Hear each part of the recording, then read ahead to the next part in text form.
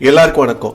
நம்ம எல்லாருக்குமே கோடீஸ்வரனா ஆகிறது அப்படிங்கிறது ஒரு பெரிய கனவு தான். ஆனா அதுக்கு நிறைய விஷயங்கள் யோசிப்போம், உழைக்கணும், லக் இருக்கணும், இந்த மாதிரிலாம் நிறைய சொல்லிட்டு இருப்போம். ஆனா அந்த மாதிரி எதுவுமே கஷ்டப்படாம வெறும் 10,000 மட்டும் மாசம் எஸ்ஐபி பண்ணிட்டே இருந்தா மட்டும் போதும். கிட்டத்தட்ட ஒரு 16 கோடியிலேருந்து 26 கோடி வரைக்கும் நிச்சயமா சம்பாதிக்க முடியும் அப்படின்னு சொல்லி தெளிவா ப்ரூவ் ஆயிருக்கு. இன்னைக்கு நம்ம அதை டீட்டெயிலா பார்க்க போறோம். என்ன மாதிரி மியூச்சுவல் ஃபண்டுகள் அந்த மாதிரி அபரிமிதமான வளர்ச்சி அடைஞ்சு இந்த அளவுக்கு கோடிக்கணக்கில் கொட்டி கொடுத்திருக்கு, அது எப்படி நடந்தது என்னங்கிறது தீவிரமா பார்க்க போறோம். வாங்க வீடியோக்குள்ள போலாம். இன்றைய காலகட்டத்தில் 10,000 ஒரு மாசம் அப்படிங்கிறது ஒரு பெரிய விஷயமே இல்லை. ஏன்னா எவ்வளோ பேர் ரொம்ப ஈஸியா 10,000 சம்பாதிக்க முடியுது. அது மட்டும் இல்லாம அதை விட ஃபாஸ்டா ரொம்ப ஈஸியா அதை செலவு பண்ணவும் முடியுது. இந்த காலத்துல, அதாவது ஜென்ஸின்னு சொல்லுவாங்க, அந்த பசங்க கிட்ட நீங்க 10,000 கொடுத்தீங்கன்னா ஆன்லைன்ல ஒரே நிமிஷத்துல செலவு பண்ணிடுவாங்க. அதே ஒரு 10 வருஷம் பின்னாடி நோக்கி போனீங்கன்னா 10,000ங்கிறது ஓரளவுக்கு ஒரு நல்ல பணம். அதுக்கு முன்னாடி ஒரு 20 வருஷத்துக்கு முன்னாடி போனீங்கன்னா 10,000ங்கிறது ஒரு வீட்டு வாடகையா இருக்கும். ஒரு 30 வருஷம் முன்னாடி போனீங்கன்னா 10,000ங்கிறது நிச்சயமா பெரிய பணம். அதாவது நம்ம இன்னைக்கு ஒரு சின்ன செடியை நட்டோம்னா நம்ம கண்ணுக்கு அது ஒரு சின்ன செடி தான், ஒரு சின்ன தாவரம், அவ்வளவுதான். ஆனா நம்ம பையனோ பொண்ணோ இல்ல பேரனோ பேத்தியோ ஒரு 25-30 வருஷம் கழிச்சு அதே செடியை பார்க்கும்போது அது பெரிய விருட்சமா பெரிய மரமா வளர்ந்துருக்கும். அதுதாங்க நடந்திருக்கு இந்த மியூச்சுவல் ஃபண்ட்ல. எக்கனாமிக் டைம்ஸ்ல ஒரு ஆர்டிக்கிள் என்ன ரொம்ப கவர்ந்தது. அது என்னன்னா வெல்த் கிரியேட்டர்ஸ் அப்படின்னு சொல்லி ஒரு ஆர்டிக்கிள். அதுல ஒரு 12 மியூச்சுவல் ஃபண்ட் கொடுத்திருந்தாங்க. இந்த 12 மியூச்சுவல் ஃபண்ட்ல ஏதாவது ஒரு மியூச்சுவல் ஃபண்ட் இருந்தா கூட போதும். அதுல கடந்த 30 வருஷமா தொடர்ந்து யாராவது 10,000 வீதம் எஸ்ஐபி டிசிப்ளினோட பண்ணிட்டு வந்துட்டு இருந்தாங்கன்னா இன்னைக்கு அவங்க கிட்ட 10 கோடியிலேருந்து 26 கோடி வரைக்கும் நிச்சயமா வளர்ச்சி அடைஞ்சு வருமானம் வந்திருக்கும் அப்படிங்கிறது. மேஜிக் ஆஃப் காம்பவுண்டிங் அப்படின்னு சொல்லி நம்ம நிறைய வாட்டி கேள்விப்பட்டிருக்கோம். அது மட்டும் இல்லாம மியூச்சுவல் ஃபண்ட் அதுக்கு ஒரு நல்ல ஒரு உதாரணம் அப்படின்னு பார்த்திருக்கோம். ஆனா இந்த அளவுக்கு அது வளர்ச்சி அடையும், இந்த அளவுக்கு அது வருமானம் கொடுக்கும் அப்படின்னு சொல்லி நம்ம யோசிக்கிறதே இல்லை. அதாவது the longer you stay invested the more your money grows அப்படின்னு சொல்லுவாங்க. அதாவது எந்த அளவுக்கு நீங்க மியூச்சுவல் ஃபண்ட்ல லாங் டேர்ம் அதை டச் பண்ணாம வச்சிருக்கீங்களோ அந்த அளவுக்கு அது மிகப்பெரிய அளவுல அபரிமிதமான அளவுல வருமானம் கொடுக்கும் அப்படிங்கிறது. நம்ம இன்னும் டீட்டெயிலா போலாம்.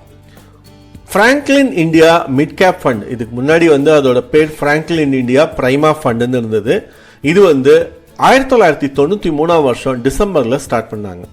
இந்த ஒரே ஒரு ஃபண்ட்ல 10,000 மட்டும் டிசிப்ளினோட மாசம் கரெக்டா இந்த மியூச்சுவல் ஃபண்ட்ல இன்வெஸ்ட் பண்ணிட்டு வந்திருந்தா அது பாத்தீங்கன்னா இன்னைக்கு அதோட டோட்டல் மதிப்பு 23 கோடியே 17 லட்சமா மாறி இருக்கும். என்ன ரீசன்னா இந்த ஃபண்ட் பாத்தீங்கன்னா ஒரு extended internal rate of return அப்படின்னு சொல்லுவாங்க. அப்சல்யூட் ரிட்டர்ன் அப்படின்னு எடுத்துக்கிட்டா கூட சிஏஜிஆர் நீங்க எப்படி கனெக்ட் பண்ணி பார்த்தாலும் சரி, XIRR அப்படிங்கிறபடி பார்த்தா 20.38% வருஷம் காம்பவுண்டிங் இன்ட்ரெஸ்ட் கொடுத்துருக்கு.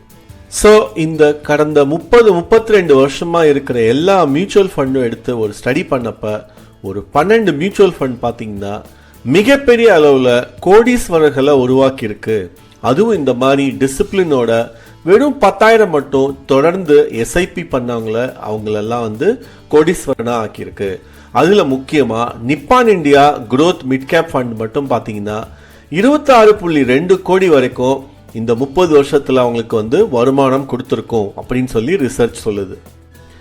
இதுதாங்க அந்த 12 சூப்பர் மியூச்சுவல் ஃபண்ட்ஸ். இதுதான் கடந்த 30 வருஷத்துல யாராவது 10,000 வீதம் மாசம் எஸ்ஐபி தொடர்ந்து டிசிப்ளினோட பண்ணியிருந்தா மினிமம் 10 கோடியிலேருந்து மேக்சிமம் 26 கோடி வரைக்கும் நிச்சயமா அவங்களுக்கு வருமானம் கொடுத்திருக்கும். இதுல இருக்கிறது பாத்தீங்கன்னா Nippon India growth mid cap fund, அதுக்கப்புறம் Franklin India mid cap fund. இதுல இன்னும் டாக்ஸ் சேவர் ஃபண்ட் கூட அந்த மாதிரி வந்திருக்கு. HDFC, அதே மாதிரி ஃபிளெக்ஸி கேப் ஃபண்ட் 2-3 இருக்கு. Franklin India flexi cap fund, HDFC, அதே மாதிரி SBI tax saver, Franklin India large cap fund, HDFC value fund, Nippon India vision fund, அதே மாதிரி ICICI Prudential multi cap fund, SBI large and mid cap fund, அப்புறம் கடைசியா Tata mid cap fund. Even நீங்க எந்த ஒரு fund எடுத்திருந்தாலும் minimum 10 கோடி 10,000 வந்து 10 கோடியா மாறி இருக்கும் 30 வருஷத்துல. இந்த ரிசர்ச் என்ன சொல்லுதுன்னா, ஷேர் மார்க்கெட் பத்தி எனக்கு அவ்வளவா தெரியாது, ஓரளவுக்கு தான் வந்து என்னால புரிஞ்சுக்க முடியும், நிறைய டைமும் கிடையாது, ஆனா வந்து லாங் டேர்ம் எனக்கு வந்து ஒரு மிகப்பெரிய வெல்த் கிரியேட் ஆகணும் அப்படின்னு உங்க சிச்சுவேஷன் இருந்தா, அதுக்கு நீங்க பண்ண வேண்டிய ஒரே விஷயம், மியூச்சுவல் ஃபண்ட்ல டிசிப்ளினோட சரியான ஒரு 3-4 குவாலிட்டி ஃபண்ட் எடுத்துட்டு அதுல எஸ்ஐபி பண்ணாலே போதும். மார்க்கெட்டை டைமிங் பண்ண தேவையில்ல, அது விழும்போது தான் வாங்குவேன்னு சொல்லி வெயிட் பண்ண தேவையில்ல, ஏதேதோ நம்ம ட்ரேடிங் பண்ணாதான் சரியா வரும், நிறைய கத்துக்கணும், ஆப்ஷன்ஸ் கத்துக்கணும், ஃபியூச்சர் கத்துக்கணும் அப்படின்னு சொல்லி நம்ம வந்து எதுவும் வந்து பண்ண தேவையில்ல. ஸோ நமக்கு வந்து இருக்கிற நேரத்தோட மேக்சிமம் நமக்கு வந்து என்ன கற்றுக்கணும்னா, மியூச்சுவல் ஃபண்டுன்னா என்ன, அதை எப்படி செலக்ட் பண்ணுறது அப்படிங்கிற பேசிக்கான விஷயம் கற்றுக்கிட்டாலே போதும். யார் வேணாலும் ஒரு லாங் டேர்ம் வந்து டிசிப்ளினோட இன்வெஸ்ட் பண்ணால் நிச்சயமாக பெரிய கோடீஸ்வரனாக ஆக முடியும் அப்படிங்கிறது தான் இந்த பர்டிகுலர் ரிசர்ச் நமக்கு சொல்லுது. ஸ்டார்ட் அர்லி ஸ்டே லாங் அப்படிங்கிறது தான் இதோட தாரக மந்திரம். எந்த அளவுக்கு முடியுமோ அந்த அளவுக்கு ரொம்ப சீக்கிரமாக நீங்கள் இன்வெஸ்ட் பண்ண ஆரம்பிங்க. முக்கியமாக நீங்கள் இப்போ தான் வந்து ஜாப் ஜாயின் பண்ணியிருக்கீங்க அப்படின்னா, நீங்கள் ஷேர் மார்க்கெட் கற்றுக்கிறது அப்படிங்கிறது வந்து அது ஒரு லாங் டேர்ம் ப்ராசஸ். அதுக்காக வெயிட் பண்ணாமல் இப்போவே வந்து உங்களால் எவ்வளோ முடியுமோ அதை மியூச்சுவல் ஃபண்டில் போட ஆரம்பிங்க. அது மட்டும் இல்லாமல் இந்த ஸ்மால் பிகினிங்ஸை வந்து அண்டர் எஸ்டிமேட் பண்ணாதீங்க. ஏன்னா 10,000 இப்போ உள்ள பசங்களுக்கெல்லாம் பார்த்தீங்கன்னா ஒரு பெரிய பணமாகவே தோண மாட்டேங்குது. ஆனால் அந்த 10,000 ஒரு 10 வருஷம் 20 வருஷம் 30 வருஷம் கழிச்சு பார்க்கும்போது எந்த அளவுக்கு மிகப்பெரிய அளவில் வளர்ச்சி அடைஞ்சு அது நம்மளுக்கு வந்து மிகப்பெரிய அளவில் சொத்தா சேரப்போகுது அப்படிங்கிறத நம்ம புரிஞ்சுக்கணும்.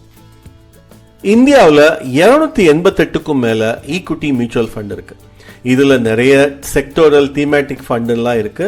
ஆனால் அதில் வந்து பார்த்தீங்கன்னா லாங் டேர்ம் பெர்ஃபார்மன்ஸ் செக் பண்ணிட்டு ஒரு 3லேருந்து 4 இல்லை மேக்ஸிமம் 5 மியூச்சுவல் ஃபண்டில் நீங்கள் எஸ்ஐபி பண்ணாலே போதும்.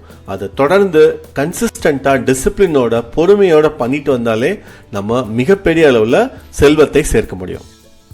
நம்ம கிட்ட நிறைய முதலீடு இருந்தாதான் மிகப்பெரிய அளவில் வளர்ச்சி அடைய முடியும் அப்படின்னு சொல்லி நீங்கள் இப்போவும் யோசிச்சிங்கன்னா அந்த எண்ணத்தை மாற்றிக்குங்க. ஏன்னா நம்மக்கிட்ட எவ்வளோ சிறிய அளவில் முதலீட்டுக்கான பணம் இருந்தாலும் சரி, 500 ரூபா இருந்தாலும் சரி, 5000 ரூபா இருந்தாலும் சரி, அதை தொடர்ந்து மியூச்சுவல் ஃபண்டோ இல்லை இடிஎஃப்ஓ இன்வெஸ்ட் பண்ணிக்கிட்டே வந்தோம்னா நிச்சயமாக அது மிகப்பெரிய அளவில் வளர்ச்சி அடைஞ்சு நமக்கு வந்து மிகப்பெரிய சொத்தாக மாறும் அப்படிங்கிறது தான் இந்த ரிசர்ச் நமக்கு சொல்லும் உண்மை. அதெல்லாம் சரி, 30 வருஷம் முன்னாடி ஆரம்பிச்சிருந்தா தானே அப்படின்னு சொல்லி நீங்கள் நினைக்காதீங்க.